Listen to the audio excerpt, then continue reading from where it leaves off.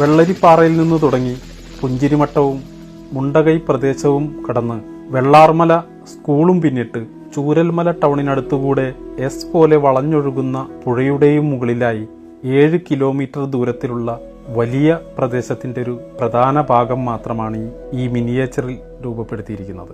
ആകാശ ദൃശ്യങ്ങൾ കൂടെയല്ലാതെ ഈ പ്രദേശങ്ങളെല്ലാം നേരിട്ട് മനസ്സിലാക്കാൻ സാധിക്കില്ല എന്ന് എല്ലാവർക്കും അറിയാം. അത്രമാത്രം വ്യാപ്തിയുണ്ട് ഈ ദുരന്തത്തിന്. 16 അടി നീളത്തിൽ 4 അടി വീതിയിൽ തീർത്തിരിക്കുന്ന ഈ ഉരുൾപൊട്ടൽ രേഖാശില്പം ഒറ്റ നോട്ടത്തിൽ കണ്ട് മനസ്സിലാക്കാൻ കൂടി വേണ്ടിയിട്ടാണ് ഈ ചിത്രം മിനിയേച്ചറായിട്ട് രൂപപ്പെടുത്തിയിരിക്കുന്നത്. വയനാട് ഉരുൾപൊട്ടൽ ദുരന്തം എല്ലാവരെയും നടുക്കുന്നൊരു വാർത്തയായിരുന്നു. ഒരുപാട് പേരുടെ ജീവൻ പൊലിഞ്ഞു, ഒട്ടേറെ പേരെ കാണാതായി. അനാഥരായവരെയും രക്ഷപ്പെട്ടവരെയും